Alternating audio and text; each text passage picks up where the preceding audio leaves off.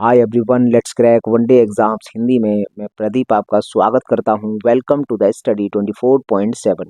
दोस्तों, गणित की जो हमारी सीरीज चल रही थी उस सीरीज का आज ये 63वां लेक्चर है। इससे पहले हमारे 62 लेक्चर कंप्लीट हो चुके हैं। हम अनुपात समानुपात को पिछली क्लास में पूरी तरह से ख़त्म कर चुके हैं और हमने कहा था कि अब हम 2 क्लास लेकर आएंगे। 2 छोटी-छोटी होंगी लेकिन दोनों क्लास का नाम रहेगा मैराथन क्लास। तो एक तो ये आज की क्लास रहेगी और एक कल की क्लास रहेगी जो कल आएगी। तो इन दोनों क्लासेस के अंतर्गत हम क्या करने वाले हैं, हम पूरे अनुपात समानुपात के चैप्टर को मात्र 2 क्लास में ख़त्म करेंगे। हमने वैसे तो टाइप नंबर 1 से लेकर टाइप नंबर 16 तक सभी टाइप हमने डिस्कस किए हैं। हर एक टाइप की एक-एक अलग-अलग वीडियो बनाई है। यदि आपके पास अच्छा खासा समय है तो आप हर एक टाइप की वह जो वीडियो हमने बनाई है उसको जाकर देख सकते हैं। वहाँ तो हम अनुपात समानुपात को डिटेल में समझ ही सकते हैं, लेकिन हम आज की क्लास और कल की क्लास में मात्र इन 2 क्लास के अंतर्गत अनुपात समानुपात के टाइप नंबर 1 से लेकर टाइप नंबर 16 तक सभी सवालों को डिस्कस करेंगे। हर एक टाइप के 3 या 4 सवाल लेकर आएंगे। तो इस तरह से आज की क्लास और कल की क्लास में इन मात्र 2 क्लासेस के अंतर्गत अनुपात समानुपात के चैप्टर को पूरी तरह से ख़त्म कर देंगे। तो हम यहाँ पर स्टार्ट करते हैं। टाइप नंबर 1 से टाइप नंबर 8 आज की क्लास में ख़त्म हो जाएंगे और कल की क्लास में टाइप नंबर 9 से लेकर टाइप नंबर 16 हम डिस्कस करेंगे। तो चलिए हम स्टार्ट करते हैं टाइप नंबर 1। यहाँ पर क्वेश्चन लिखा है, क्वेश्चन नंबर 1, 6 घंटे का 3 दिनों से अनुपात बताओ। तो देखो, जब भी ऐसा सवाल हमसे पूछता है कि किसी का अनुपात बताओ, किसी से बताओ, तो यहाँ 2 शब्द होते हैं, एक तो होता है का और एक होता है से। तो जिस चीज़ का हमको अनुपात बताना होता है वह हम पहले नंबर पर रख लिखते हैं और जिससे अनुपात बताना होता है, जिससे कंपैरिजन करके हम बता रहे हैं, उसको दूसरे स्थान पर रखा जाता है। तो यहाँ देखो, ये है 6 घंटे का, मतलब हमें अनुपात बताना है 6 घंटे का। तो ये जो 6 घंटे होंगे वो पहले नंबर पर लिखे जाएंगे और 3 दिनों से बताना किससे है, 3 दिनों से बताना है, तो 3 दिनों को हम दूसरे नंबर पर रखेंगे। तो हमें रखते हैं सर 6 आवर, तो पहले नंबर पर रखेंगे और बाद में रखेंगे 3 डेज, ये 3 डेज। अब हम जानते हैं कि सर जब भी हम अनुपात बनाते हैं तो सर अनुपात बनाने के दौरान इनकी इकाइयाँ, इनकी जो यूनिट है वह समान होनी चाहिए। तो अगर हम इनको समान करना चाहेंगे तो ये घंटे में है, मतलब 6 घंटे हैं, तो सर हम इसको भी घंटे में बना लेंगे। 3 दिन में कितने घंटे होंगे, तो 24 का गुणा कर देंगे क्योंकि एक दिन में 24 घंटे होते हैं। तो यहाँ पर ये आवर में कन्वर्ट हो चुका है। अब हम इनका अनुपात, यहाँ अनुपात है, यहाँ अब हम इनका अनुपात निकाल सकते हैं। देखो, आवर से आवर कट जाएगा, ये जो 6 है, 6 से ये कटेगा 4 बार और 4 का गुणा अगर इन 3 से करेंगे तो ये हो जाएगा 12। तो इसका मतलब 1 अनुपात 12। इस सवाल का सही उत्तर होगा ऑप्शन नंबर सी। ये क्वेश्चन आया है एनटीपीसी सीवीटी 1 23/1/2021 के पेपर में। देखो, मैं अभी आपको बता दूं, आप एक काम किया करो, जैसे मैं यहाँ क्वेश्चन लिखकर लाता हूँ तो पहले आप वीडियो को रोक के इन्हें सॉल्व किया करो और सॉल्व करने के बाद अपने उत्तर निकाल के रखा करो। उसके बाद मैं जो सॉल्व करता हूँ मेरे से मैच कर लिया करो आप अपना आंसर। तो इस तरह से आपकी भी प्रैक्टिस हो जाएगी और सवाल भी सारे खत्म हो जाएंगे। तो ये एक अच्छा तरीका होता है। अगर सिर्फ आप टीवी की तरह पर, एक जैसे पिक्चर देखते हैं ना, पिक्चर की तरह पर आराम से लेट कर तुम क्लास देखोगे, मैथ की क्लास, तो फिर वहां पर तुम्हें लगेगा कि मुझे समझ में आ गया, मैं सीख गया।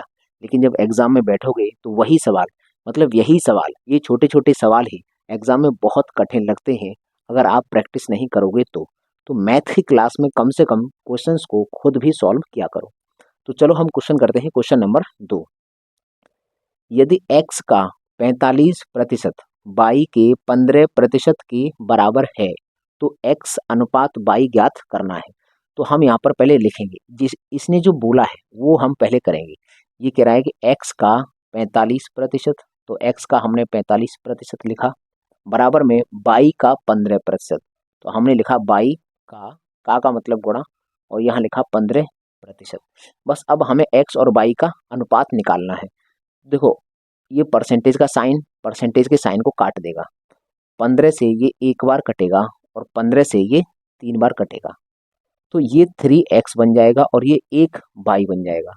तो हम इसको ऐसे लिख सकते हैं, बाई को हम इधर भेज देते हैं, तो बाई एक के साथ मल्टीप्लाई में है, तो ये एक्स बट्टे बाई इधर भाग में आ जाएगी, बराबर में ये एक ऊपर रहेगा और अपॉन में आएगा, ये वाला जो 3 है वह x के साथ मल्टीप्लाई में था, जब इसको इधर भेजेंगे तो ये अपॉन में आ जाएगा, तो x की वैल्यू 1 हो गई, y की वैल्यू 3 हो गई, तो इसका रेशियो जो आएगा 1:3। तो 1:3 कहाँ आ रहा है? ऑप्शन नंबर ए इस सवाल का सही उत्तर होगा। देखो एक क्वेश्चन यहाँ पर एक ऑप्शन में 3:1 भी लिखा हुआ है, तो अगर आपने ये देख लिया डायरेक्ट और ज़्यादा जल्दबाजी में ये उत्तर लगा दिया तो गलत हो जाएगा। तो ध्यान से, होता क्या है कि ये ज़्यादातर ऐसा ही करता है कि जो सही उत्तर होगा एक ऑप्शन में उसका रिवर्स भी देता है, क्योंकि धोखे से अगर बाई चांस मान लो इस वाले को पहले नंबर पर दे देता, तो हमें ये निकालने के बाद ऐसा लगता कि अरे नहीं से उल्टा होगा, यही होगा, तो उसको लगाकर आगे बढ़ जाते हैं। तो इसमें होता क्या है, सवाल गलत हो जाता है। तो हमें थोड़ा ध्यान से पढ़ना होता है कि क्या पूछा है, किसका अनुपात किससे पूछा है। तो चलिए, मैं उम्मीद करता हूँ समझ में आया होगा। क्वेश्चन नंबर 3 देखते हैं। ए के पास 75 रुपए हैं, बी के पास ए के रुपयों का 6/5 भाग है रुपए हैं, तथा सी के पास बी के 1/3 रुपए के बराबर रुपए हैं, तो ए बी सी का अनुपात ज्ञात करो। तो देखो ये भी बहुत आसान सवाल है। इसने बोला है 3 लोग हैं, पहला है ए, तो ए के पास टोटल कितना रुपया है, उसने बोला है कि सर 75 रुपए हैं, तो हम ए के रुपए लिख लेंगे 75। अब इसने बोला है कि ये जो बी के पास, अगर हम बी की बात करेंगे तो बी के पास पता है कितना रुपया है, जितना भी ए के पास रुपया है उसका हम निकालेंगे 6/5, इतना रुपया बी के पास है। तो हम इसका अगर हम 6/5 निकालना चाहते हैं इस 75 का, तो कितना आएगा, 5 से ये कटेगा 15 बार, 15 सिक्के 90, इसका मतलब बी की वैल्यू आई 90। ये हमें बी का मान पता चल गया। अब इसने बोला है कि जो सी का मान है, सी के पास बी के 1/3 रुपए के बराबर है, तो यहाँ देखा जाएगा सर बी के पास है 90, तो सी के पास कितना है, इसका 1/3 है, 1/3 है इसका, तो 90 का जब 1/3 निकालते तो आता है आंसर 30। तो ये वैसे तो हो गया, इनकी वैल्यूज हो चुकी हैं 75, 90 और 30, लेकिन इसको मिनिमाइज करना है क्योंकि ये मिनिमाइज करके दिया है। तो हम अगर देखें 15 से काटेंगे इसको, तो 15 से 5 बार ये कटेगा, 15 से 6 बार ये कटेगा, 15 से 2 बार ये कटेगा, तो 5, 6 और 2 आएगा, 5, 6 और 2, ऑप्शन नंबर सी इस सवाल का सही उत्तर होगा। ये क्वेश्चन एसएससी सीएचएसएल एग्जाम 2019 में पूछा गया सवाल है। तो उम्मीद करता हूँ तुम्हें समझ में आया होगा। तो ये हुआ हमारा टाइप नंबर 1। अब हम करेंगे टाइप नंबर 2, तो पहले आप इसका स्क्रीनशॉट लीजिए। तो चलिए अब हम टाइप 2 के क्वेश्चन समझ लेते हैं। यहाँ पर लिखा है क्वेश्चन नंबर 4, फर्नीचर के 3 वस्तुओं की औसत कीमत 15,000 रुपये है। यदि उनकी कीमत का अनुपात 3:5:7 है, तो सबसे सस्ती वस्तु की कीमत बताओ। हमें सबसे सस्ती वस्तु बतानी है। तो हमें दिख रहा है सर अनुपात है 3:5:7, तो इन सब में सबसे सस्ती ये है 3, तो आंसर 3 का मल्टीपल होगा। तो यहाँ पर क्या है कि 3 के चारों मल्टीपल है, तो हम यहाँ ज्ञात नहीं कर सकते, हम सीधा ही सॉल्व करना पड़ेगा हमको। इसने बोला है कि 3 वस्तुओं का औसत कीमत है। औसत कीमत का मतलब होता है कि एक वस्तु की कीमत 15,000 है, दूसरी की भी 15,000 है, तीसरी की भी 15,000 है। तो टोटल कीमत अगर हम यहाँ से देखेंगे तो टोटल कीमत हो जाएगी 45,000, क्योंकि ये औसत है। तो हम इनको इस अनुपात में बांटेंगे, तो हम जानते हैं कि सर हमारे पास टोटल जो कीमत है वह कितनी है, वो हो जाएगी 45,000। क्यों? क्योंकि ये 3 वस्तुओं का औसत था, इसीलिए मल्टीप्लाई कर दिया। और इस 45,000 को हमें किस अनुपात में बांटना है, इसको हमें बांटना है 3:5:7 में। ये जो है इसी को हमें बांटना है 3:5:7। तो 7 और 5 12 और 3 15, कुल मिलाकर ये 15 है। 15 यूनिट का मान है ये 45,000। अगर 15 यूनिट का मान 45,000 है तो कितने गुना है, 3,000 गुना है, 3,000 गुना है। तो ये वाला है सबसे छोटा वाला जो हिस्सा है वो, या सबसे सस्ता जो फर्नीचर है वो ये है। तो अगर ये 3,000 गुना है तो ये भी 3,000 गुना होगा। तो अगर हम 3 में 3,000 का गुणा करेंगे तो 9,000 आएगा। तो इस सवाल का जवाब हुआ ऑप्शन नंबर बी। बी में 9,000 रुपये लिखा है। ये क्वेश्चन आरपीएफ कांस्टेबल 29/3/2019 के पेपर में पूछा गया सवाल है। अगला हम क्वेश्चन देखते हैं, क्वेश्चन नंबर 5। एक पिता अपने 3 बेटों रामू, सामू और धामू में अपनी धनराशि क्रमशः 7:5:9 के अनुपात में बांटता है। तो देखो हम लिख लेते हैं, ये रामू है, चलो लिखते क्या है डायरेक्ट यहाँ समझते हैं। रामू का ये पहले नंबर पर है, सामू का दूसरे नंबर पर है और धामू ये तीसरे नंबर पर है। अब इसने बोला है यदि धामू धामू कौन से नंबर पर है, तीसरे पर।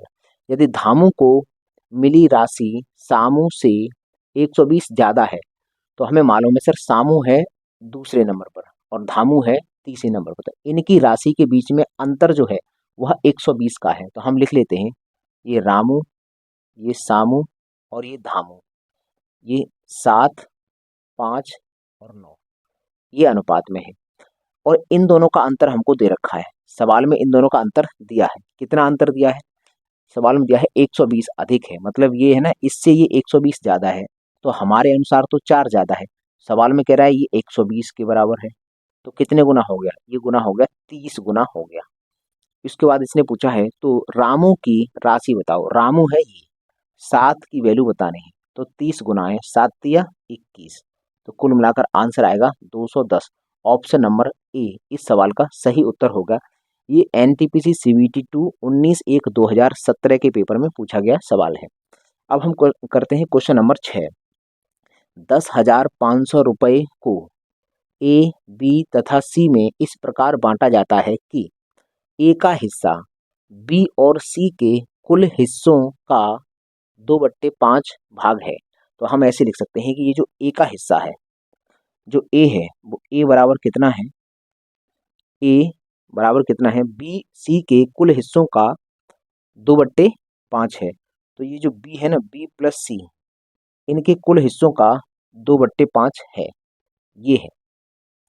एक बात तो ये दी है, दूसरी बात क्या दी है, तथा बी का हिस्सा ए और सी के हिस्से का 1/2 है। बी का हिस्सा कितना है, जो बी का हिस्सा है वो ए प्लस सी के हिस्से का 1/2 है। तो देखो हम यहाँ से एक बात समझ सकते हैं, यहाँ से इन दोनों का रूप बदलते हैं। इस वाले को हम क्या लिख देंगे, ये वाला जो है, जैसे हम ये जो बी प्लस सी है, इस ये गुणा में है, इसको इधर लाएंगे तो अपॉन में आ जाएगी। तो हम ये लिख देंगे सर ए अपॉन बी प्लस सी बराबर कितना हो गया, 2:5 हो गया, 2/5। अगर हम यहाँ से भी ये जो है ये वाला मल्टीप्लाई वाली चीज डिवाइड में लाएंगे तो ये बन जाएगी बी अपॉन ए प्लस सी और इसकी वैल्यू होगी 1/2। अब देखो यहाँ हमें ध्यान देना है, यहाँ ध्यान क्या देना है सर, ये ए बी सी, यहाँ पर भी ए बी सी रखे हैं, यहाँ पर भी देखा जाए तो ये ए है, ये बी है, ये सी है। तो अगर हम ऊपर वाली वैल्यू और नीचे वाली वैल्यू को जोड़ेंगे तो सर यहाँ बनेगा कितना, यहाँ बनेगा ये 7, और अगर हम यहाँ पर ऊपर वाली और नीचे वाली वैल्यू को जोड़ेंगे तो यहाँ बनेगा 3। लेकिन अब हम ध्यान दें तो सर ये जो है 7, ये क्या है, ऊपर वाली वैल्यू और नीचे वाली वैल्यू को जोड़ा है, तो अगर इन दोनों को जोड़ेंगे तो ए प्लस बी प्लस सी बनेगा। इसका मतलब ये जो 7 है वो ए प्लस बी प्लस सी की वैल्यू है। अगर यहाँ पर ए ऊपर वाला और ये नीचे वाला जोड़ेंगे तो यहाँ पर भी ए प्लस बी प्लस सी, ए प्लस बी प्लस सी की वैल्यू यहाँ आ रही है 3, यहाँ आ रही है 7, जबकि वैल्यू तो समान होनी चाहिए। यहाँ तीनों का योगफल 7 है और यहाँ 3 है, तो इन दोनों को बराबर करना है। बराबर कैसे करते हैं, बराबर करते हैं गुणा करके। यहाँ पर गुणा करना पड़ेगा हमें 7 का और ऊपर वाले में 7 के साथ गुणा करना पड़ेगा 3 का, तो 21 हो जाएंगे। तो ये वाला जो अनुपात है ये हम यहाँ दोबारा से लिखते हैं ए बट्टे बी प्लस सी बराबर, ये अनुपात बन क्या जाएगा, 3 का गुणा यहाँ किया है ना, तो 3 का इन दोनों में हो जाएगा, तो 3 का गुणा यहाँ कर देंगे तो ये तो बन जाएगा 3 दूनी 6, और 3 का अब तुमने यहाँ किया है तो सर नीचे भी करना पड़ेगा बैलेंस करने के लिए, तो 3 का गुणा यहाँ करेंगे तो ये बन जाएगा 15। इतना ये आ चुका है। ये वाला क्या बनेगा सर, बी बट्टे ए प्लस सी की बात करेंगे तो ये वाला बन जाएगा 3, 3 के साथ में 7 का गुणा हुआ है तो 7 का गुणा यहाँ पर भी हो जाएगा, यहाँ पर भी, तो 7 एकन 7 और नीचे हो जाएगा 14। तो अब हम अगर यहाँ ध्यान दें तो सर ए का मान तो हो गया सीधा सीधा 6, क्योंकि अब देखेंगे तो 6 और 15 21, यहाँ पर भी 7 और 14 21, अब 21 हो चुका है, ये बैलेंस हो गया है। तो ए की वैल्यू हो गई 6, बी की वैल्यू हो गई 7, ये ए और बी की वैल्यू निकल आई। और हम जानते हैं कि सर दोनों का योगफल 21 होगा, ये सब तीनों का योगफल 21 है, तो 6 ये है, 7 ये है, तो 6 और 7 होता है 13, 13 फिर सी की वैल्यू कितनी निकलेगी, सी की वैल्यू निकलेगी 8, सी की वैल्यू निकलेगी 8। तो हमें पता चल गया सर ए है 6, तो पहले आएगा 6, दूसरे नंबर पर आएगा बी, बी है 7, बी है 7, तो यहाँ दूसरे नंबर पर 7 आएगा, और जो सी होगा वो सी होगा 8। तो इसी अनुपात में ये जो हिस्से हैं वह इसी अनुपात में होंगे। तो देखो हम यहाँ से डायरेक्ट यहाँ से समझ सकते हैं, क्या समझेंगे, जो ए की वैल्यू होगी वो 6 से जरूर कटेगी। तो अगर हम बात करें इन चारों में, सर ए का वैल्यू ये है, 6 से अगर जो संख्या कट जाएगी वह 3 से जरूर कटेगी। तो सर ये तो 3 से कट जाता है, तो ये उत्तर बन सकता है, लेकिन ये 2000 है, ये 3 से कभी नहीं कटेगा, इसका मतलब ये हमारा उत्तर बन नहीं सकता है। ये 3 से कट जाएगा तो ये हो सकता है। 3500 ये 3 से कटेगा नहीं, तो आंसर ये भी नहीं बन पाएगा। अब हम देखते हैं बी की वैल्यू को, बी की वैल्यू कितनी है, 7 है, तो सर 7 से कटनी चाहिए बी की वैल्यू, बी की वैल्यू यहाँ पर है 3500, तो ये तो कट जाएगी, ये उत्तर बन सकता है। और ये हमारा गलत हो गया ये वाला, और यहाँ ये 7, ये 4000 है, ये भी 7 से कटता नहीं है, तो सर ये भी ऑप्शन हमारा कट जाएगा। जब 3 ऑप्शन हमारे कट चुके हैं तो आंसर बचा है 1, ऑप्शन नंबर ए इस सवाल का सही उत्तर होगा। ये एसएससी सीपीओ एग्जाम 2020 के पेपर में पूछा गया सवाल है। अभी इसी टाइप के 2 सवाल और हैं, पहले आप इसका स्क्रीनशॉट लीजिए, उसके बाद हम उन सवालों को भी करते हैं। तो चलिए अब हम इन सवालों को भी हल कर लेते हैं। यहाँ लिखा है क्वेश्चन नंबर 7। देखो एक काम करना, वीडियो को रोककर इन दोनों सवालों को पहले करने का प्रयास करना, और मुझे उम्मीद है कि आप लोगों में से बहुत ही कम ऐसे स्टूडेंट होंगे जो इन दोनों सवालों का जवाब निकाल पाएंगे, क्योंकि देखो ये क्या है, एसएससी सीजीएल टियर 2 के पेपर में पूछा गया सवाल है, तो फिर अच्छा सवाल होगा। तो चलो हम इन सवालों को सॉल्व करते हैं। ऐसा हम उम्मीद करते हैं कि आप लोगों ने वीडियो को रोककर इनको ट्राई कर लिया होगा। आप में से कुछ एक स्टूडेंट्स ने निकाल लिया होगा और कुछ एक ने नहीं निकाल पाया होगा। तो चलो जिन लोगों ने नहीं निकाल पाया है वो इसको सीख लेते हैं क्या है इसका जवाब। देखो ये है 46,800 रुपए की राशि को ABCD में इस प्रकार बांटा जाता है कि ए और डी के संयुक्त हिस्से का बी और सी के संयुक्त हिस्से से अनुपात 8:5 है। तो देखो यहाँ पर इसने बोला है ए और डी, हम बात करेंगे ए प्लस डी इनका, और बी प्लस सी इनके संयुक्त हिस्से का अनुपात है कितना है, 8:5। ठीक है, एक बात तो ये दे दी, हमने सवाल यहाँ से लेके यहाँ तक पढ़ा और ये डेटा लिख लिया, बस इतना ही डेटा इसमें दिया है। देखने में बड़ा है लेकिन सवाल में कुछ है नहीं। आगे क्वेश्चन देखते हैं, बी के हिस्से का सी के हिस्से से अनुपात 5:4 है, मतलब बी और सी का भी दे दिया अनुपात। तो हम यहाँ पर बी अनुपात सी ये भी दिया है, कितना है ये है 5:4, बी और सी हो गया 5:4। ठीक है, ए को 18,400 रुपये मिलते हैं। देखो इसने एक बात और दी है, ए को स्पष्ट कितना रुपया मिलता है वो दिया है, तो ये हम थोड़ा सा यही अंडरलाइन कर देते हैं। ए को कितना रुपया मिलता है, ये है, ये अंडरलाइन कर दिया, ये अलग से हमने नहीं लिखा। ए को मिला है 18,400 रुपया। यदि ए और बी के हिस्सों का अंतर एक्स है, ये कह रहा है ए और बी, ये है ना, ए अंतर बी अगर निकालेंगे वो है एक्स, और ये कह रहा है सी और डी के हिस्सों का जो अंतर है वो बाई है, मतलब सी और अंतर डी निकालेंगे तो वो है बाई। तो पहले तो हमें एक्स और बाई निकालना है, फिर अंत में हमको बताना है एक्स माइनस बाई का मान कितना होगा। तो देखो सवाल कितना घुमाने का प्रयास किया है। पहले तो बोला है कि ए और बी के बीच में जो अंतर है उसको हम एक्स बोलेंगे, फिर बोला है कि सी और डी के बीच में जो अंतर है उसको हम बाई बोलेंगे। तो हमें बताइए सर एक्स माइनस बाई कितना होगा। इसने शुरुआत में ये जो डेटा दिया है इसको भी थोड़ा अंडरलाइन कर लो। ये क्या है, ये जो है ना 46,800 रुपये की धनराशि है, इसी को हमें इन चारों लोगों में बांटना है। तो टोटल धनराशि हमको दी है।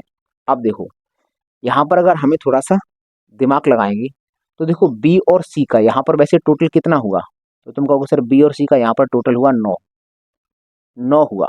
बी और सी की अगर हम इनकम यहाँ पर जोड़ लें, मान लो यही मान लें कि सर ये बी 5 है और सी की जो जो भी पैसा है वो 4 है, तो इनका हिस्सा कितना आएगा, 9 आएगा। लेकिन हमारे अनुसार यहाँ पर बी प्लस सी देखा तो कितना आया है, 9। लेकिन यहाँ पर बी प्लस सी कितना है, 5 है।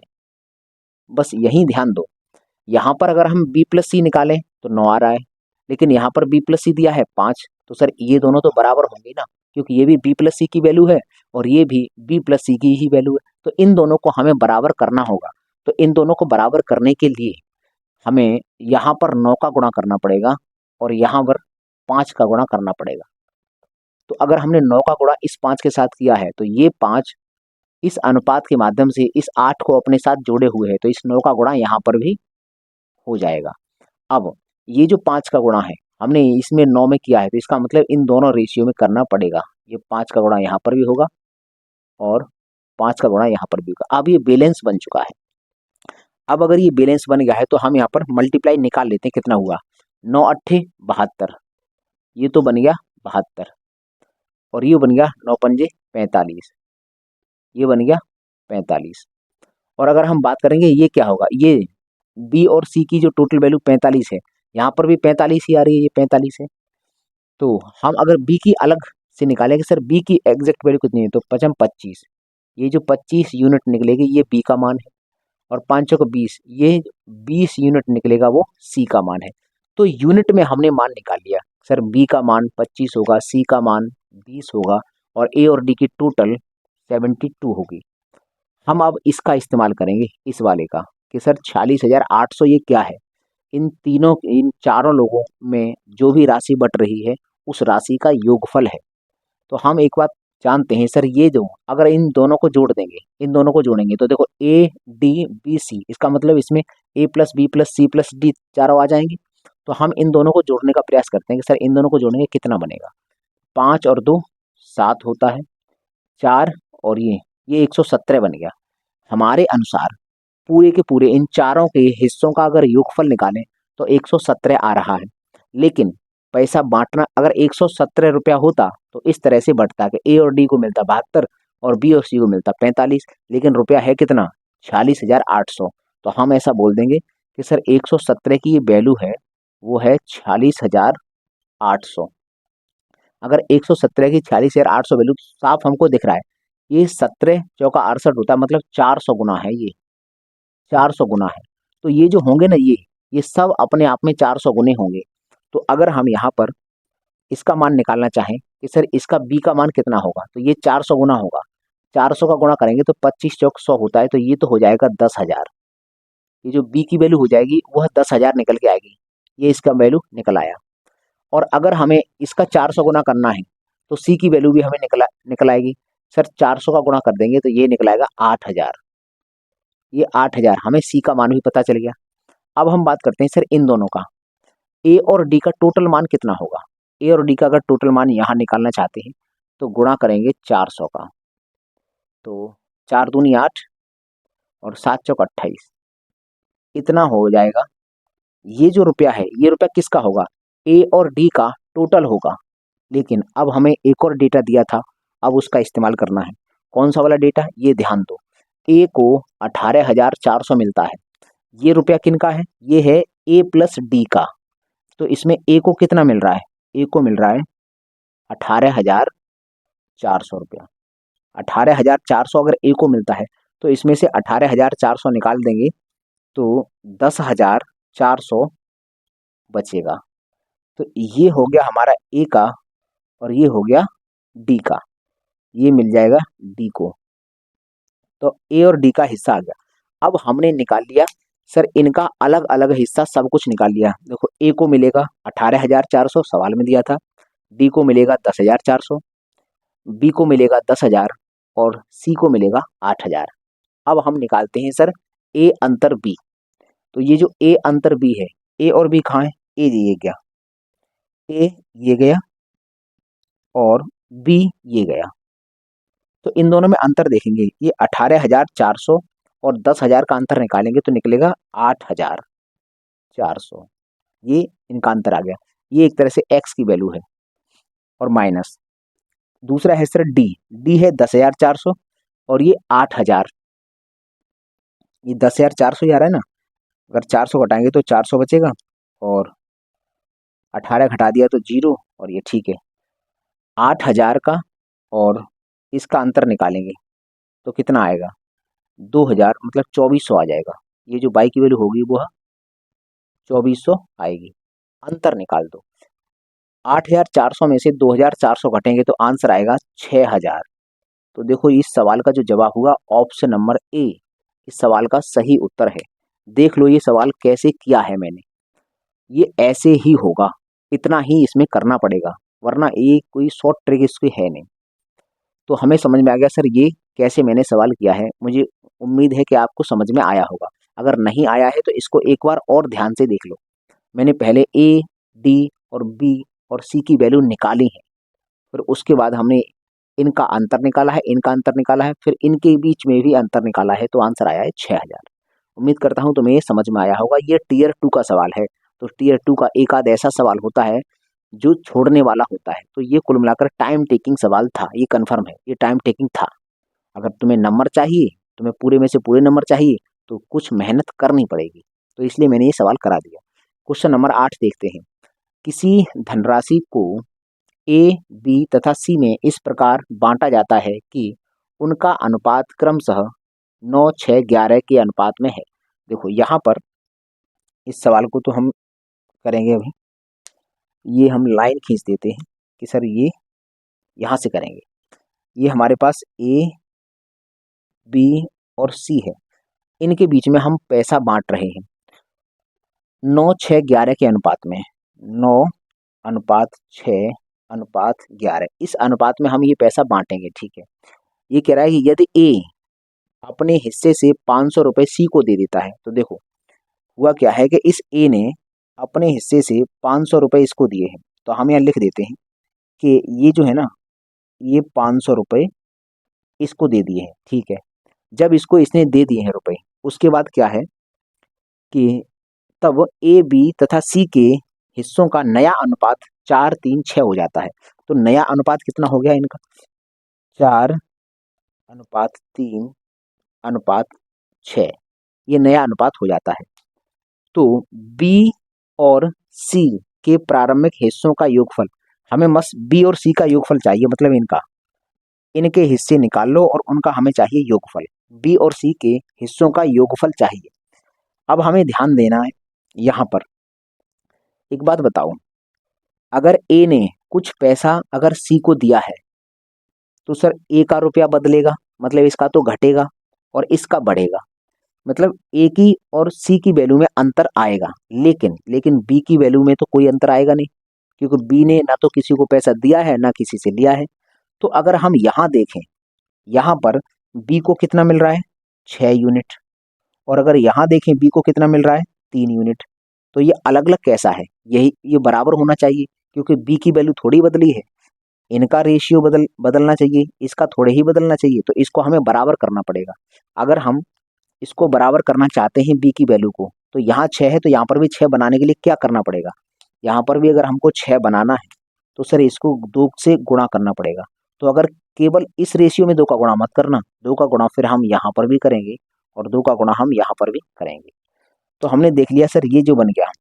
अब देखो इतना करने के बाद हमें ये चेक करना होता है, ये ए प्लस बी प्लस सी का ये अनुपात है। देखो इसने अगर इसको 500 रुपये दे दिए हैं, तो यहाँ पर इनकी जो भी टोटल वैल्यू होगी, जो भी टोटल इनका रुपया होगा, उतना ही रुपया टोटल यहाँ पर भी तो उतना ही रुपया होगा। क्यों, क्योंकि इसने 500 रुपये बस इसको दिए हैं, आपस में ही एक दूसरे को दिए हैं, तो टोटल पैसा कम या ज़्यादा तो हुआ नहीं होगा, उतना ही रहा होगा। तो अगर देखते हैं सर 9, और यहाँ पर भी टोटल उतना ही होगा और यहाँ पर भी टोटल उतना ही होगा। एक बार चेक कर लेते हैं बराबर है कि नहीं। 11 और 6 जोड़ते हैं तो 17, 17 और 9 जोड़ते हैं तो 26 आता है। यहाँ पर ये जो टोटल है, यहाँ जो टोटल निकल के आ रहा है वो आ रहा है 26। एक बार हम चेक कर लेते हैं, यहाँ पर एक चीज़ बताएंगे आपको। यहाँ देखेंगे 6 दूनी 12 है, 3 दूनी 6 है तो 18, 18 और 8 26, मतलब यहाँ से भी कितना आ रहा है, 26। अब हमने देखा तो एबीसी की टोटल वैल्यू यहाँ पर भी 26 है, एबीसी की टोटल वैल्यू यहाँ पर भी 26 है। तो अब हम डायरेक्ट यहीं पर काम कर देंगे। अगर बाई चांस मान लो ये 26 नहीं होता तो हमें पहले इसको भी बराबर करना पड़ता। ये अभी चलो सही है कि दोनों जगह बराबर है, अगर ये बराबर नहीं होता तो हमें इसको भी बराबर करना पड़ता। क्यों, क्योंकि ये भी एबीसी की ये भी सी का मतलब पैसे हैं टोटल, और ये भी ए बी सी के ही पैसे हैं टोटल, तो ये पैसे तो बराबर होंगे, आपस में ही तो आदान प्रदान किया है, ऐसा तो नहीं किसी चौथे आदमी को पैसे दिया है या कहीं से पैसा लिया है, आपस में आदान प्रदान किया है, तो टोटल पैसा बराबर रहेगा, यहाँ का भी और यहाँ का भी, इसीलिए ये बराबर वैल्यू निकली है। अगर बाई चांस अगर ये बराबर नहीं होती तो मैं इसको भी बराबर करता पहले, तो अभी यहाँ पर बराबर है।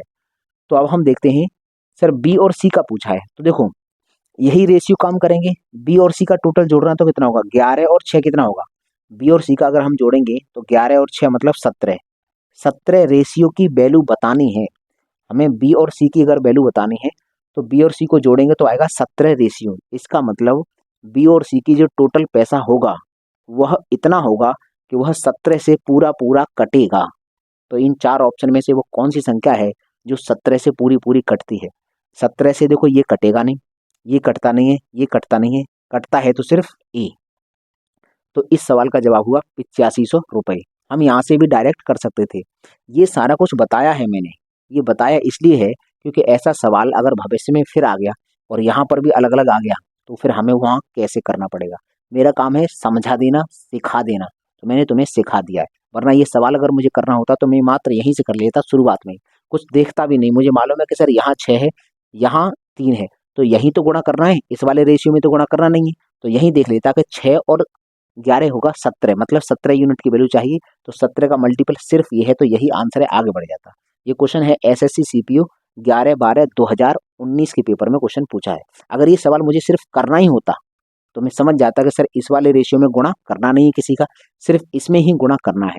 तो 6 और 11 होता है 17, 17 से कौन सी संख्या कटेगी, जो कटेगी वही मेरा उत्तर है, तो ये कट रही है। तो अगर इस सवाल का जवाब केवल देना होता तो तुम्हें 1 सेकंड में आगे, मतलब मुश्किल से 5 से 10 सेकंड में इसका जवाब निकाल के आगे बढ़ जाता, लेकिन मुझे सिखाना था इसलिए मैंने इस पर टाइम लिया है। तो चलिए आप लीजिए इसका स्क्रीनशॉट, उसके बाद हम टाइप नंबर 3 समझते हैं। तो चलिए अब हम टाइप नंबर 3 समझ लेते हैं। क्वेश्चन नंबर 9, 3:4:5 का विलोमानुपाती ज्ञात करो। तो देखो विलोमानुपाती होता है जस्ट उल्टा, जैसे ये है 3 4 5, इसका विलोमानुपाती होगा 1/3 अनुपात 1/4 अनुपात 1/5। विलोमानुपाती ज्ञात करने के लिए हम हमेशा संख्याओं को पलट देते हैं।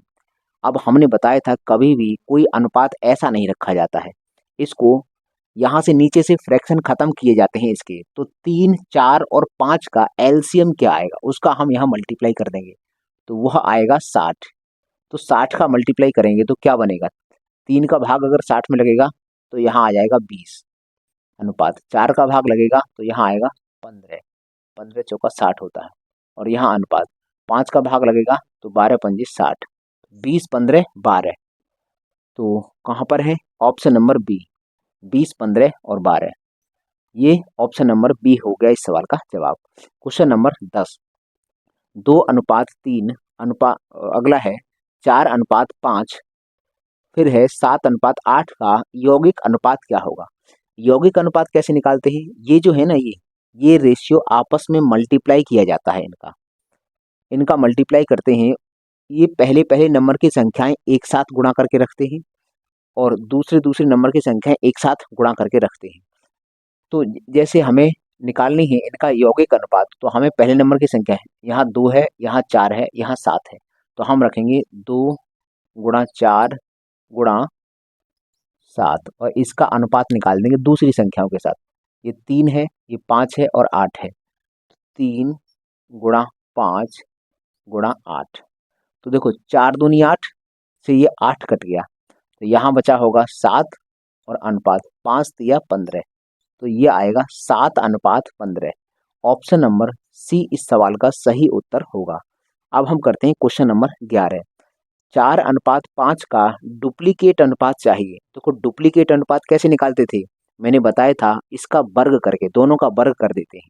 तो डुप्लीकेट अनुपात के लिए 4 का वर्ग 16 और 5 का वर्ग 25, ये निकल आया 16:25। ऑप्शन नंबर सी इस सवाल का जवाब होगा। देखो डुप्लीकेट निकालते हैं इनका वर्ग करके, और अगर ट्रिप्लीकेट पूछे तो इसका क्यूब करके निकालते हैं। तो ये सवाल हो गया। अब हम करते हैं क्वेश्चन नंबर 12, 324, 625 और 961 का सब डुप्लीकेट तो सब डुप्लीकेट कैसे निकाला जाता है? जैसे डुप्लीकेट निकालने के लिए इनका वर्ग कर देते हैं, तो सब डुप्लीकेट निकालने के लिए इनका वर्गमूल लिया जाता है, वर्गमूल। तो 324 ये 18 का वर्ग होता है, अनुपात 625 ये 25 का वर्ग होता है। अगला 961 ये 31 का वर्ग होता है। तो 18 25 31, 18 25 31, ऑप्शन नंबर सी इस सवाल का सही उत्तर होगा। तो चलिए आप इसका स्क्रीनशॉट लो, उसके बाद हम टाइप नंबर 4 समझते हैं। तो चलिए अब हम टाइप नंबर 4 समझ लेते हैं। क्वेश्चन नंबर 13, यदि x बराबर 3/8 बाई तथा y बराबर 3/4 जेड है तो x अनुपात y अनुपात z का मान ज्ञात करो।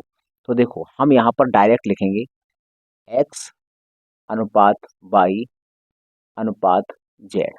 मैंने ये बताया था कि जब भी इस तरह से लिखा रहता है तो x की वैल्यू होगी ये ऊपर वाली और y की वैल्यू होती है ये नीचे वाली। तो यहाँ से x की वैल्यू 3 रहेगी, 3, और y की वैल्यू ये यहीं की यहीं नीचे मिल जाएगी 8। ये मैंने बताया था इस टाइप में। और कैसे होता है अगर डिटेल में समझना है तो आप टाइप नंबर 4 जाकर पूरी तरह से एक बड़ी क्लास देख सकते हैं। अगला है सर y बराबर 3/4 जेड। तो यहाँ y की वैल्यू 3 होगी और z की वैल्यू 4 होगी। y की वैल्यू 3 होगी और ये z की वैल्यू 4 होगी। एक्स वाई जेड का हमें अनुपात चाहिए तो हम आराम से निकाल देंगे। सर इसका इसमें गुणा करते हैं, 3 त्रिक 9 होता है। और क्यों गुणा करते हैं ये भी मैंने बताया था आपको। अगर डिटेल में समझना है तो आप टाइप नंबर 4 में जाकर देख सकते हो। 8 तिया 24, ये 24 हो गया और इसका गुणा यहाँ करते हैं, 8 चौक 32। अब हम ये गुणा क्यों करते हैं इसका जवाब मैंने टाइप नंबर 4 में समझाया है। अगर तुम्हें वो सीखना है तो वहाँ जाकर आप देख सकते हैं। तो 9, 24 और 32, 9, 24 और 32, ऑप्शन नंबर ए इस सवाल का सही उत्तर होगा। एसएससी जीडी 24/2/2024 के पेपर में पूछा गया सवाल है। क्वेश्चन नंबर 14 देखते हैं। x प्लस वाई अनुपात x माइनस वाई बराबर 4:1 है और इधर है y प्लस जेड अनुपात y माइनस जेड बराबर 5:1 है। तो x अनुपात z का मान ज्ञात करो। इस वीडियो को रोको और इस सवाल को ट्राई करो, देखें आप में से कौन कौन इसको कर सकता है। तो चलिए मैं उम्मीद करता हूँ आप लोगों ने ये ट्राई कर लिया होगा। तो देखो यहाँ पर हम लिखते हैं sir x plus Y upon, ये जो बट्टे है ना इसको अपॉन लिख सकते हैं। यहाँ लिख देंगे x माइनस वाई बराबर ये है 4/1। एक तो हमारे पास ये है, दूसरा है y प्लस, यहाँ लिखते हैं दूसरा, चलो इधर ही लिख लेंगे। ये क्या है कि चलो जगह थोड़ी कम पड़ेगी, यहाँ पर लिखते हैं y plus Z upon y minus Z बराबर ये होता है 5/1। ये दे रखा है। अब हमको चाहिए x और z का मान, बस x और z का मान चाहिए। तो हमने एक फॉर्मूला पढ़ा होगा कंपेंडो डिविडेंडो। ये कंपेंडो डिविडेंडो होता क्या है? ये होता क्या है कि ये जो होता है ये अंश है, ये हर है। तो कंपेंडो डिविडेंडो का मतलब होता है पहले अंश और हर को ऊपर जोड़कर रखते हैं, अंश प्लस हर ऊपर रखते हैं और फिर अंश माइनस हर नीचे करते हैं और सेम यही प्रोसेस यहाँ करते हैं। तो हमारे उत्तर पर कोई परिवर्तन होता नहीं है। जैसे मान लो अगर हमारे पास 1/2 है बराबर में अगर 2/4 है तो यहाँ कंपेंडो डिविडेंडो क्या लगेगा कि देखो दोनों संख्याओं को जोड़कर ऊपर रखेंगे। 2 और 1 कितना होगा, 3 ऊपर रखा और मान लीजिए एक में से ये 2 ऊपर रखते हैं, यहाँ पर 2 ऊपर रखते हैं, नीचे 1 रख लेते हैं अभी। तो दोनों का योगफल 3 हो गया, 2 में से 1 घटाया तो 1 आ गया बराबर में, दोनों का योगफल ऊपर 6 हो गया और इसको भी ऊपर 4 करो ना, फिर ये 4 ऊपर आएगा, नीचे 2 आएगा, दोनों का योगफल ये आ गया और 4 में से 2 घटाया तो ये 2 आ गया। तो अगर हम इसको भी सॉल्व करेंगे तो ये और ये दोनों बराबर ही है, ये भी 3/1 ही निकल आएगा। तो इसका मतलब हम ये जो नियम समझते हैं कंपेंडो डिविडेंडो, इसको बोलते हैं CND, इसको बोलते हैं CND रूल। उसमें होता क्या है, अंश और हर को दोनों को जोड़कर ऊपर रखते हैं, फिर अंश में से हर घटाकर या ऐसा मान लो अंतर दोनों का योगफल ऊपर रख दो, अंश और हर का योगफल ऊपर और अंश और हर का अंतर नीचे रखते हैं। सेम वही प्रोसेस बराबर वाले में करते हैं। तो यही होता है कंपेंडो डिविडेंडो। यहाँ हमें दिख रहा है कि ये प्लस में है और ये बाई में है, तो ये कट जाएंगी। कंपेंडो डिविडेंडो यहाँ करेंगे तो देखो यहाँ पर हम सी एन डी लगाएंगे, इन दोनों को ऊपर जाके ऐड करेंगे। तो x प्लस बाई में अगर ये जुड़ेगा तो बाई कट जाएगा, केवल बचेगा 2x। और अगर इस वाली में से ये घटेगा तो x कट जाएगा, बाई बचेगा 2 बाई बराबर। एक ऊपर जाके जुड़ जाएगा तो बन जाएगा 5, और 4 में से अगर एक घट जाएगा तो बच जाएगा 3। यहाँ से ये कट गया तो x की वैल्यू हो गई 5 और बाई की वैल्यू हो गई 3। अब यहाँ से चेक करते हैं, यहाँ भी कंपेंडो डिविडेंडो लगाते हैं। दोनों को ऊपर जोड़कर रखो, तो जब ये ऊपर वाली संख्या में जाके जुड़ेगा तो 2 बाई हो जाएगा, 2 बाई, और जेड से जेड से कट ही जाएगा। अब ऊपर वाली में संख्या में से इस वाली को घटाएंगे तो यहाँ नीचे हो जाएगा 2z, मतलब घटाने के दौरान बाई कट जाएगा, तो ये कट गया। और इधर भी हम लगाएंगे, ये वाला ऊपर जाके जुड़ जाएगा, ये हो जाएगा 6, और 5 में से एक घटा तो बचा ये 4, ये आ चुका है। अब अगर हम ध्यान से देखें यहाँ पर एक बात कि सर यहाँ पर बाई की वैल्यू कितनी है, 3 है, और यहाँ पर बाई की वैल्यू कितनी है, 6 है। ऐसा तो हो नहीं सकता कि अलग अलग हो, ये भी बाई का मान है, ये भी बाई का ही मान है, तो बराबर होगा। इसका मतलब सर इसको और इसको बराबर करना है। कौन से वाले को, इस वाले को और इस वाले को। क्यों? क्योंकि ये भी बाई का ही मान है और ये भी बाई का ही मान है। तो सर बराबर करने के लिए यहाँ 2 का गुणा करना पड़ेगा। तो अगर 2 का गुणा तुम यहाँ कर रहे हो तो इसके साथ में इसके साथ भी करना पड़ेगा। ये बन चुका है। अब x का मान कितना हो गया, 10 आ गया, x का मान 10 हो जाएगा। हमें चाहिए x, तो हम पहले रखेंगे, यहाँ रख लेंगे 10, क्योंकि हमें x चाहिए अनुपात। अब हमें चाहिए z, तो z की वैल्यू कितनी है, z की वैल्यू है 4, तो यहाँ रख देंगे 4। अब इसको छोटा करेंगे तो ये 5:2 निकल कर आएगा, 5:2। ऑप्शन नंबर ए इस सवाल का सही उत्तर होगा। ये सवाल देने का मतलब उद्देश्य मेरा ये था कि आपको कंपेंडो डिविडेंडो में सिखा दूं। जब भी कभी आप ऐसा देखो कि दो संख्याओं का योगफल ऊपर रखा है और नीचे उनका माइनस रखा है और बराबर में इनका कुछ अनुपात है, तो वहाँ सी एन डी लग सकता है। यहाँ डायरेक्ट हम सी एन डी लगाकर एक्स और वाई की वैल्यू निकाल सकते हैं। अगर तुम सी एन डी नहीं लगा रहे हो तो सर इसका इधर गुणा करो, इसका इधर गुणा करो, सॉल्व करो, एक्स वाई की वैल्यू यहाँ से निकालो, इसका यहाँ गुणा करो, इसका यहाँ गुणा करो, तो यहाँ बाई जेड में एक इक्वेशन यहाँ से बन जाएगा। फिर इन दोनों इक्वेशन को सॉल्व करो तब जाके निकाल पाएंगे, या फिर इनका अनुपात निकल आएगा, उस अनुपात से हम तीनों का सम्मिलित अनुपात निकालेंगे, फिर हम बता पाएंगे ये। लेकिन कंपेंडो डिविडेंडो आता है तो हम उसको डायरेक्ट कर सकते हैं। ये हो गया।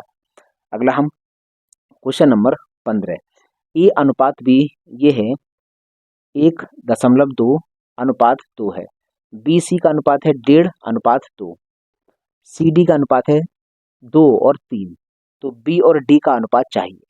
तो हम यहाँ लिखते हैं, देखो क्रम से हैं ये, A B, B C, C D, तो हम भी इनको लिख लेते हैं। ये जो है ना, ये वाला 1:1.2 है, इसको सही बनाएंगे तो यहाँ से 0 हटाएंगे, यहाँ से पॉइंट हटाएंगे तो 0 यहाँ बढ़ा देंगे, यहाँ से 4 का भाग लगाएंगे, 4 3 12 और 4 5 20, तो ये वाला जो अनुपात होगा वो 3:5 बनेगा। ये बनेगा 3:5। इस वाले को भी हम देखते हैं, ये क्या है, 1.5:2 है, तो ये पॉइंट हटेगा, 0 बढ़ेगा, 5 से ये 3 बार कटेगा, 5 से ये 4 बार कटेगा। दूसरा वाला है 3:4, और तीसरा वाला क्या है, 2:3, ये है 2:3।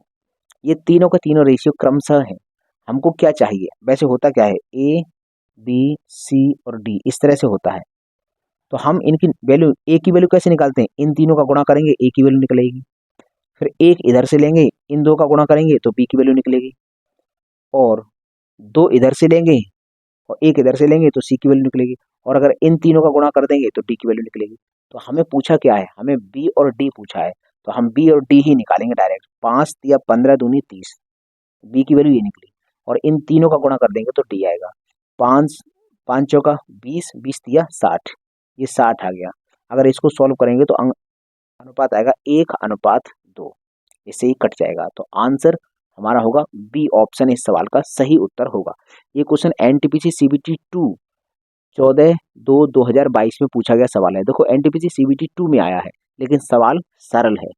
तो चलिए इसको भी आप इसका स्क्रीनशॉट लीजिए उसके बाद हम टाइप नंबर 5 को समझते हैं। तो चलिए अब हम टाइप नंबर 5 के सवाल भी समझ लेते हैं।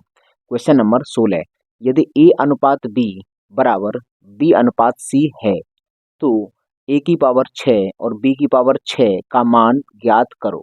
ये 4 ऑप्शन है। एसएससी एमटीएस 15/7/2022 के पेपर में पूछा गया सवाल है। तो हम चलो यहाँ से समझते हैं। अगर कहीं ऐसा लिखा है, जैसे मान लो ए अनुपात बी बराबर बी अनुपात सी है, तो हम जानते हैं सर इन दोनों का मल्टीप्लाई इन दोनों के मल्टीप्लाई के बराबर होता है। तो यहाँ से सर बी स्क्वायर बराबर ए इंटू सी निकला है। तो हम यहाँ पर निकालना क्या चाहते हैं, ए की पावर 6 और बी की पावर 6। तो हम जानते हैं सर ए की पावर 6 रेशियो बी की पावर 6 हम निकालना चाहते हैं। अब हम जानते हैं सर बी की पावर 2 ये है। अगर हम यहाँ से बी की पावर 6 बनाना चाहें तो हमें यहाँ पावर में कितना लगाना पड़ेगा, मतलब पावर में हमें अपनी तरफ से 3 लगाना पड़ेगा। तो इन दोनों की भी पावर हम अपनी तरफ से 3 लगा देंगे। तो यहाँ से b की पावर 6 की वैल्यू हो जाएगी a की पावर 3 और c की पावर 3। तो यहाँ से हम लिखते हैं a की पावर 6 अनुपात। अब इसके स्थान पर हम इसकी वैल्यू रख देंगे ये हो जाएगा a की पावर 3 इंटू सी की पावर 3। अब ये 6 है और ये 3 है, तो यहाँ से 3 काट लेगा ये पूरा पूरा कट के यहाँ से 3 बचेगा। तो ये जो सवाल का जवाब निकल के आएगा वो a की पावर 3 रेशियो c की पावर 3। तो ऐसा सवाल का जवाब है ऑप्शन नंबर सी में। तो ये क्वेश्चन आया एसएससी एमटीएस, अच्छा सवाल था तो मैंने यहाँ पर लिख दिया। अगला क्वेश्चन, क्वेश्चन नंबर 17, ए अनुपात पी बराबर ये है, बी अनुपात सी बराबर ये है और सी अनुपात डी बराबर इतना है। तो ए बी सी डी का मान ज्ञात करो। तो हम यहाँ से डायरेक्ट बताएंगे। देखो जब भी ये अपोजिट रहता है, जैसे यहाँ पर एक दूसरे का के अंदर कोई भी ऐसी संख्या नहीं है जो कॉमन फैक्टर हो, 7 और 8 के बीच में भी कोई ऐसी संख्या नहीं है जो आपस में इन दोनों को काट दे। तो हम यहाँ से डायरेक्ट निकालेंगे। सर ये क्रम में है, देखो ये ए बी और ये बी सी और ये सी डी, तो हम क्रम में लिखेंगे। सबसे पहले ए बी का अनुपात कितना आएगा, 5 इधर आ जाएगा और 3 इधर पहुंचेगा। तो इसका मतलब ये बन जाएगा 5:3। दूसरा, अगर हम बी सी की बात करते हैं तो ये 8 इधर आ जाएगा और 7 इधर पहुंच जाएगा। तो 8 और 7, 8:7। और अगर हम सी डी की बात करते हैं तो 21 इधर आएगा और 10 इधर पहुंचेगा। तो 21 इधर आ गया, 10 इधर आ गया।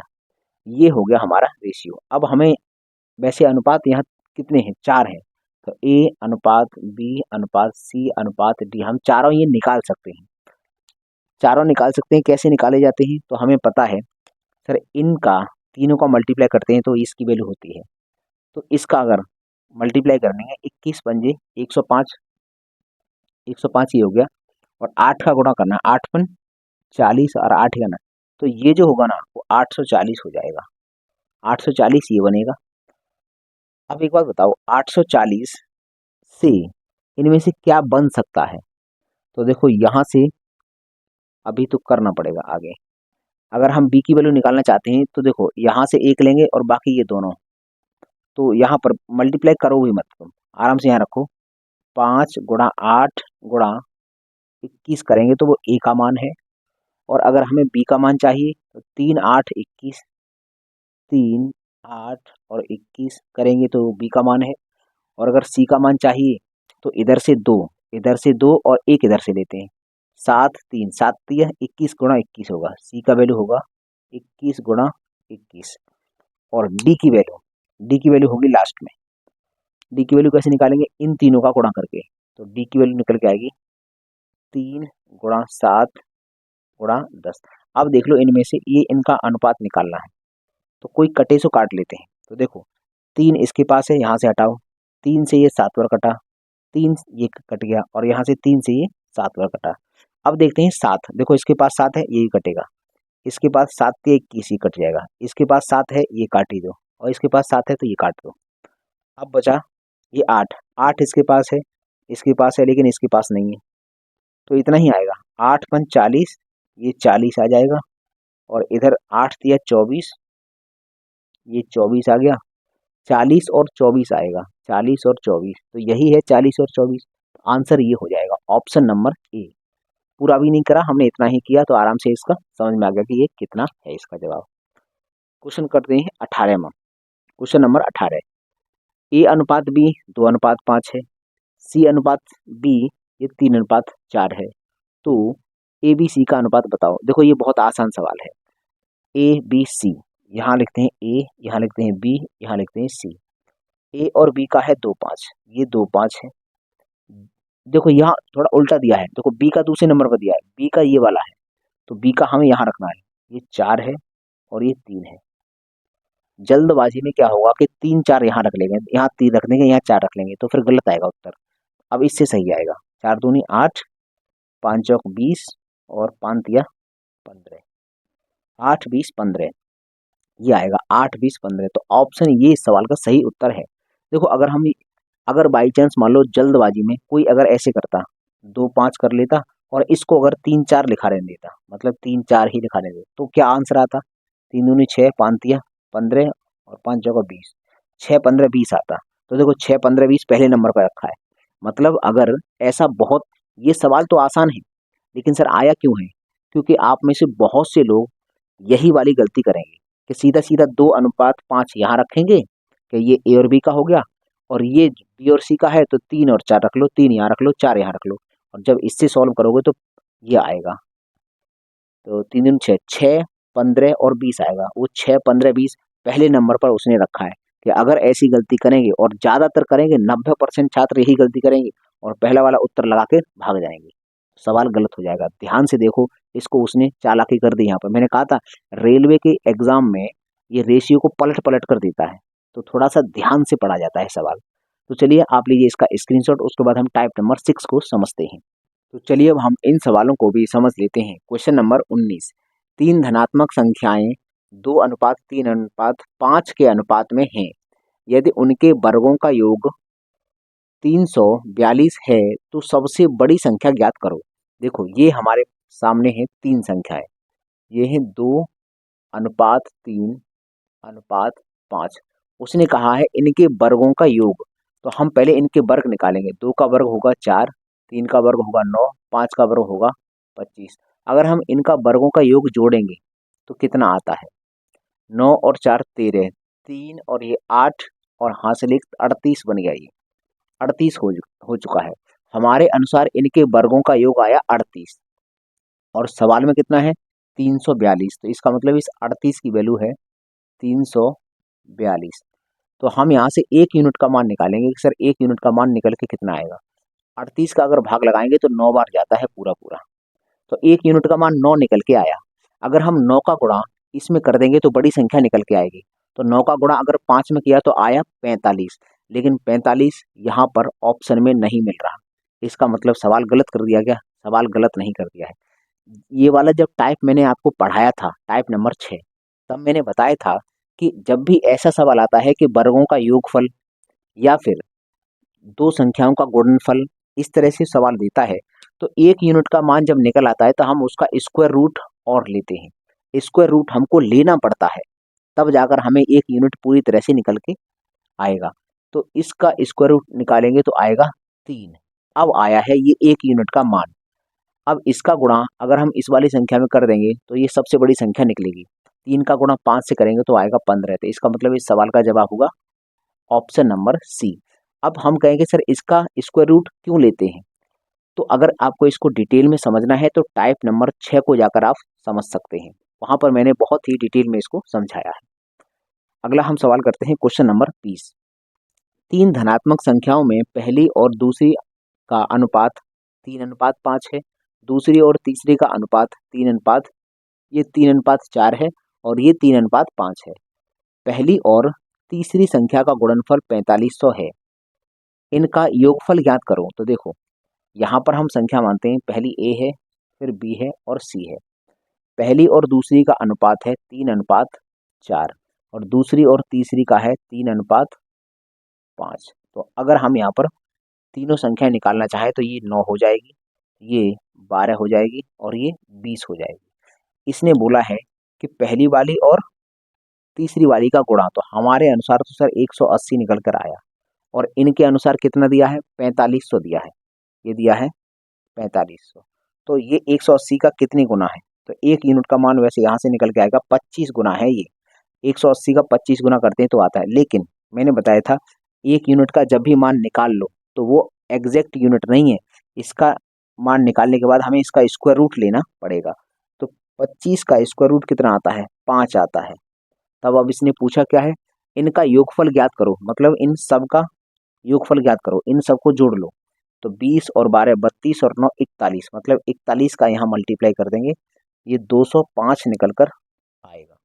तो इस सवाल का जवाब हुआ option number D. SSC MTS 11/5/2023 में पूछा गया सवाल है। देखो, आप अगर आपके माइंड में ये क्वेश्चन आ रहा है कि सर ये 1 यूनिट का मान निकाल कर इसका आप स्क्वायर रूट क्यों लेते हैं, तो इस क्यों का जवाब आपको उस वीडियो में मिलेगा, क्योंकि अगर वो मैं जवाब यहाँ बताने लग गया तो इसमें काफ़ी टाइम लग जाएगा। इसलिए अगर ये समझना है तो आप उस वीडियो को जाकर देख सकते हो, टाइप नंबर 6 वाली वीडियो। अब हम करते हैं क्वेश्चन नंबर 21। एक पिता की आयु और माता की आयु का अनुपात 3:2 है। उनकी आयु को दर्शाने वाली संख्याओं का गुणनफल 486 है। तो देखो, हम डायरेक्ट यहीं पर करेंगे। है कितनी आयु का अनुपात है? 3:2। हमारे अनुसार इन संख्याओं का गुणा आता है 6, और सवाल में कितना दे रखा है?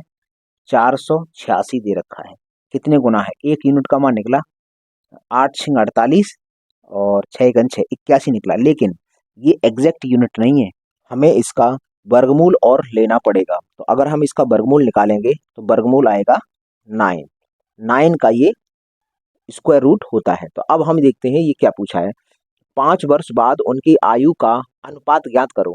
तो हम एक काम करते हैं, हमें अभी इनकी एग्जैक्ट आयु निकाल लेते हैं यहाँ पर कि आखिरकार कितनी है। यूनिट हमारी 9 निकल चुकी है, तो यहाँ पर इनकी एज आएगी, ये जो पहला वाला होगा इसकी हो जाएगी 9 तिया 27, और दूसरा वाला है उसकी हो जाएगी 18।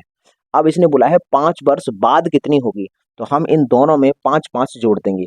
27 में 5 जोड़ेंगे तो ये 32 बन जाएगा, और 18 में अगर 5 जोड़ेंगे तो ये 23 बन जाएगा। तो 32:23, 32:23 ऑप्शन नंबर डी इस सवाल का सही उत्तर है। तो ये क्वेश्चन आया है एसएससी सीपीयू 10/11/2022 के पेपर में। तो मैं उम्मीद करता हूँ आप लोगों को ये क्वेश्चन समझ में आए होंगे। तो चलिए इसका स्क्रीनशॉट लीजिए, इसके बाद हम इससे भी आगे का टाइप करते हैं। तो चलिए अब हम टाइप नंबर 7 के सवालों को समझ लेते हैं। इन सवालों में मध्यानुपाती, समानुपाती, तृतीयानुपाती, द्वितीयानुपाती इस तरह से सवाल पूछे जाते हैं। तो चलिए हम क्वेश्चन नंबर 22 समझते हैं। x/y और y/z के वर्गों का मध्यानुपाती ज्ञात करो। मतलब पहले इनका वर्ग निकालना है, फिर इनका मध्यानुपाती निकालना है। तो हम बहुत अच्छे से जानते हैं कि सर मध्यानुपाती निकलता कैसे है। हमें इन दोनों का वर्ग कर देना है, तो हम यहाँ पर करेंगे x² बट्टे में y², इसका भी वर्ग कर दिया। दूसरी वाली का भी वर्ग करेंगे y² बट्टे z²। मध्यानुपाती निकालने के लिए क्या करते हैं, दोनों संख्याओं का मल्टीप्लाई करते हैं और उसका लेते हैं स्क्वायर रूट। ये मैंने बहुत अच्छे से आपको समझाया है। तो अगर हम इसको सॉल्व करेंगे तो देखो y² से y² कट जाएगा, x का भी स्क्वायर है, z का भी स्क्वायर है, तो इनका होल स्क्वायर बन जाएगा। फिर उस स्क्वायर से ये वर्गमूल कट जाएगा, तो इससे आंसर निकलेगा सिर्फ x/z। तो इस सवाल का जवाब हुआ ऑप्शन नंबर सी। ये क्वेश्चन एसएससी जीडी 1/2/2023 के पेपर में पूछा गया सवाल है। क्वेश्चन नंबर करते हैं 23। b² - a² और b² - ab का तीसरा अनुपातिक ज्ञात करो। अब हमने बताया था ये पहला है, ये दूसरा है, तीसरा हमको पूछा है। तो जब भी तीसरा पूछा होता है तो दूसरे का स्क्वायर करके पहले वाले का भाग लगाते हैं। तो हम इसका स्क्वायर करेंगे, ये हो जाएगा b² - ab और इसका है होल स्क्वायर, स्क्वायर कर दिया, और उसमें हम भाग लगाएंगे इस वाले का, तो ये हो जाएगा b² - a²। तो अब अगर हमें ऊपर वाली संख्याओं में से एक ऐसा करते हैं, यहीं पर इसी ब्रैकेट में यहीं b कॉमन लेना चाहते हैं, तो हम b को कॉमन लेते हैं। यहाँ पर b हमने कॉमन ले लिया है, और ब्रैकेट के अंदर रह जाएगा यहाँ पर एक b रह जाएगा, एक b और माइनस का a रह जाएगा, और ये ब्रैकेट बंद है। यहाँ पर होल स्क्वायर चल रहा है, मतलब ये वाला जो स्क्वायर है वो अपनी जगह पर है, बस हमने इस ब्रैकेट का काम किया है। और अपॉन में ये जो है ये है, इसको हम वर्गांतर वाला फॉर्मूला लगा सकते हैं, एक ब्रैकेट में a+b, एक ब्रैकेट में a-b। तो ये वाला जो है b पहले नंबर पर है, तो b + a हो जाएगा एक ब्रैकेट में, और एक में होगा b माइनस ए, ये हो जाएगा। अब अगर हम आगे एक और स्टेप समझ लेते हैं, अगर ये वर्ग देना चाहेंगे तो इसको भी मिलेगा, इसको भी मिलेगा, तो ये हो जाएगा बी स्क्वायर बी माइनस ए का स्क्वायर अपॉन यहाँ बी प्लस ए और बी माइनस ए।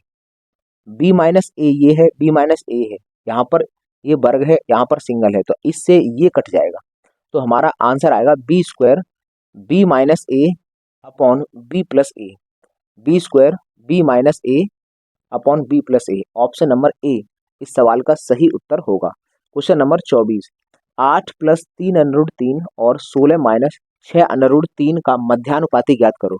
तो हम इसका भी मध्यानुपाती ज्ञात करेंगे। ये क्या है? ये है 8 प्लस 3√3, ये पहली संख्या है। दूसरी संख्या है ये वाली। अच्छा, दूसरी संख्या में से हम ऐसी बनाने के लिए इसमें से 2 कॉमन निकाल लेते हैं अभी।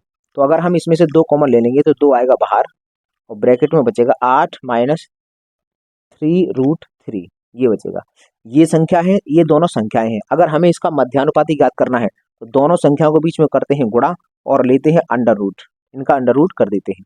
अब अगर हम इसको सॉल्व करेंगे तो देखो ये a प्लस बी और a माइनस बी वाली फॉर्म दिख रही है, तो हम यहाँ पर लिखेंगे ये वाला 2, ये a प्लस बी और a माइनस बी वाली फॉर्म है। तो ये जैसे हमने यहाँ पर खोला था ए स्क्वायर, ये बी स्क्वायर माइनस ए स्क्वायर, तो एक ब्रैकेट में इनका योगफल है, एक ब्रैकेट में इनका माइनस है, तो वही रखा है। एक ब्रैकेट में प्लस है और एक ब्रैकेट में माइनस है। तो पहले वाले का स्क्वायर, 8 का स्क्वायर करेंगे तो 64 माइनस 3 त्रिका 9 और 9 3 27, 27 ये घट जाएगा क्योंकि हमें इसका स्क्वायर करना पड़ेगा और ये स्क्वायर रूट चल रहा है। 64 में से 27 घटाएंगे, यहाँ आ गया स्क्वायर रूट, ये 2 अपनी जगह पर आएगा। अगर 64 में से 27 घटाएंगे तो देखो 14 में से 7 गया तो 7 बचा होगा, और फिर यहाँ बचा होगा 5 में से 3 गया, 2 गया तो ये 3 बचा होगा। तो 37 गुणा 2, 7 दूनी 14, मतलब 74 आएगा। 74 रूट के अंदर 74, तो ये कहाँ है? ऑप्शन नंबर डी इस सवाल का सही उत्तर है। एनटीपीसी सीबीटी 1 12/3/2021 के पेपर में पूछा गया सवाल है। अब करते हैं क्वेश्चन नंबर 25। यहाँ पर ये संख्याएं हैं। अब इन संख्याओं में ये समानुपाती में है, तो x की वैल्यू बताओ। हम जानते हैं कि अगर इस तरह से समानुपाती होती हैं तो बीच वाली दोनों संख्याओं का गुणा साइड वाली दोनों संख्याओं के गुणा के बराबर होता है। तो इन दोनों का गुणा कर देंगे, यहाँ कर देंगे 24/9 गुणा x बराबर ये आ जाएगा 26/21 गुणा 14/13। तो हम अब इसको सॉल्व करके x वैल्यू निकालेंगे। 13 से ये 2 बार कट गया और ये कटेगा 3 से, 3 से ये 6 बार कटेगा, 3 से ये 3 बार कटेगा, फिर ये 8 बार कटेगा 3 से, और ये 3 बार कटेगा। 8 से अभी तो कुछ कटेगा नहीं, लेकिन हाँ इस 2 से ये 8 कटेगा 4 बार, ये 4 कट गया। और कुछ कट रहा है, हाँ 2 से ये 2 बार कटेगा, 2 से ये 7 बार कट जाएगा। और कुछ कट रहा है, हाँ ये 3 से ये कटेगा 7 बार, और इस 7 से ये कटेगा। तो सब कुछ कट गया, मात्र ये 2 बचा है। ये 2 है, ये उधर जाएगा तो अपॉन में पहुंचेगा, तो x की वैल्यू आएगी 1/2। बस इसको सॉल्व करना था, x की वैल्यू 1/2। ऑप्शन नंबर ए इस सवाल का सही उत्तर होगा। ये क्वेश्चन एनटीपीसी सीबीटी 2 18/1/2017 में पूछा गया सवाल है। तो चलिए आप इसका लीजिए स्क्रीनशॉट। इसके बाद हम टाइप नंबर 8 करते हैं। तो चलिए अब हम टाइप नंबर 8 को भी समझ लेते हैं। इस टाइप के बहुत सारे सवाल तो हमने इसकी लॉन्ग जो वीडियो थी टाइप नंबर 8 अनुपात समानुपात की, उसमें कराए थे। इसमें हमने मात्र इस टाइप के 3 सवालों को लिया है। तो चलो हम सवाल समझते हैं। क्वेश्चन नंबर 26, 4, 10, 12 और 24 की प्रत्येक संख्या में क्या जोड़ा जाए ताकि ये आपस में समानुपाती हो जाएं। तो हम इनको पहले संख्याओं को लिखते हैं। यहाँ लिखा है 4, दूसरा है 10, उसके बाद 12 है और ये 24 है। ऐसे सवालों में हमें निकालने होते हैं 3 अंतर। पहला अंतर होता है शुरुआत की दोनों संख्याओं का, दूसरा अंतर होता है बाद की दोनों संख्याओं का। तो पहले निकालो, 4 और 10 का अंतर कितना आएगा? 6 का। 12 और 24 का अंतर कितना आएगा? 12 का। ये 2 अंतर तो निकाल लिए। अब हमें एक अंतर और निकालना होगा इन दोनों का। ये जो अंतर हमने निकाला है इनका भी अंतर, तो ये आ गया है 6। अब हमें क्या करना होता है, हमें इन अनुपात की या तो पहली संख्या लेंगे। देखो इस अनुपात की पहली संख्या ये है, इस अनुपात की पहली संख्या ये है, तो या तो हम पहली संख्या लेंगे या फिर हम दूसरी दोनों संख्याओं से हो जाता है। तो अगर हम मानते सर पहली वाली संख्या लेते हैं, इसकी भी हम पहली संख्या लेते हैं और इस अनुपात की भी हम पहली संख्या को लेते हैं, फिर करते क्या है कि क्रॉस गुणा करते हैं। ये जो 12 है ना, 12 का गुणा यहाँ होगा, 12 चौक 48 हो जाएगा, यहाँ आ जाएगा 48 और इसका अंतर अंतर निकालेंगे, इसका गुणा इधर करेंगे तो 12 छिक्के 72। और हम जानते हैं सर 48 और 72 का इनका जो अंतर है वह 24 आता है, तो इनका अंतर आएगा, यहाँ लिख देते हैं, ये आएगा 24। और इनका अंतर जो जब भी आता है तो उसमें ये जो हमने अंतर निकाला था इसका भी भाग लगा देते हैं, इसका भाग लगाएंगे तो 6 से कटेगा ये 4 बार। तो इस सवाल का सही उत्तर होगा ऑप्शन नंबर डी, इस सवाल का सही उत्तर होगा। तो हमें ऐसे सवालों में शुरुआत में निकालने पड़ते हैं 3 अंतर, पहली दोनों संख्याओं का अंतर, दूसरी दोनों संख्याओं का अंतर, फिर इन दोनों का अंतर। फिर हम क्या करते हैं, इनका कैचे गुणा करते हैं, जो भी संख्या आती है उनका भी अंतर निकालते हैं और उस अंतर में इस वाले 6 का भाग लगाते हैं, इस वाले अंतर का भाग लगा देते हैं, जो भी आएगा वही हमारा उत्तर है। तो ये हो गया ऑप्शन नंबर डी। और दूसरा हम तरीका ये भी कर सकते थे कि यहाँ से ऑप्शन सेटिस्फाई करा लेते हैं, ऑप्शन सेटिस्फाई, क्योंकि ये छोटी संख्याएं हैं तो ऑप्शन जल्दी सेटिस्फाई हो जाते हैं। खैर कोई नहीं, हमें तरीका सीखना था, हमने सीख लिया। अब हम करते हैं क्वेश्चन नंबर 27। जब x को 2, 3 और 30 और 35 में जोड़ा जाता है तो संख्याएं समानुपातिक हो जाती हैं, तो x+7 और x-2 का मध्यानुपाती ज्ञात करो। तो देखो इनका मध्यानुपाती तो बाद में हम निकाल पाएंगे, पहले हमें x की वैल्यू निकालनी है। तो हमारे पास वही तरीका है, 2, 3 संख्याएं हैं ये, 2, 3 और 30 और 35। तो हमारा काम है सर इनका अंतर निकाल लेना। इनका अंतर है सर 1 का और इनका अंतर है सर 5 का, और इन दोनों के भी अंतर कितना है, 4 का अंतर है। अब हम पहली पहली संख्याओं को पकड़ लेंगे क्योंकि ये आसान हमें दिख रही है। 5 का गुणा इधर करेंगे तो ये बन जाएगा 10, 1 का गुणा इधर करेंगे तो ये 30 ही बनेगा। तो 10 और 30 का अंतर कितना होता है, 20 का अंतर होता है, और ये 4 है, 4 का भाग लगेगा, 4 पंजे 20। तो ये पता क्या निकला, ये तो x की वैल्यू निकल के आई है। अब हमें इनका मध्यानुपाती चाहिए, x+7 और x-2। तो x+7 कितना होगा, 7 और 5 होता है 12, तो हम लिख देंगे 12 मल्टीप्लाई बाई x-2, 5 में से 2 गया तो बचा 3। अब देखो 12 3 36 होता है और 36 का वर्गमूल होता है 6, तो इस सवाल का सही उत्तर होगा 6, ऑप्शन नंबर सी इस सवाल का सही आंसर होगा। अब क्वेश्चन करते हैं क्वेश्चन नंबर 28। 24, 40, 33 और 57 में से प्रत्येक में x घटाने पर समानुपाती हो जाते हैं, तो 5x+12 और 4x+15 का अनुपात ज्ञात करना है। तो देखो हमें यहाँ से ये जो मेथड हमने सिखाया है ये तुम्हारे लिए HW है, ये काम तुम्हारे लिए है कि जो मैंने अभी तरीका सिखाया है उससे यहाँ से पहले हमें x निकालनी है और उस x की वैल्यू यहाँ रख देना तो ये संख्या आ जाएगी, और उस x की वैल्यू यहाँ रख दोगे तो दूसरी संख्या आ जाएगी, फिर इन दोनों का अनुपात निकालना है। ये तुम्हारे लिए है, इस वीडियो को तब छोड़ के जाना जब इस सवाल का आप जवाब निकाल लो, तो ये तुम्हारे लिए होमवर्क है। तो उम्मीद करता हूँ तुम्हें ये समझ में आया होगा। मैराथन जो क्लास थी उसका ये पार्ट नंबर 1 कंप्लीट हो गया। अब बचे हैं टाइप नंबर 9 से लेकर टाइप नंबर 16 तक, ये 8 टाइप हम अगली पार्ट में डिस्कस करेंगे। तो आज के लिए बस इतना ही, अब मुझे दीजिए इजाजत, मैं मिलूंगा अनुपात समानुपात के पार्ट 2 में, तब तक के लिए नमस्कार दोस्तों।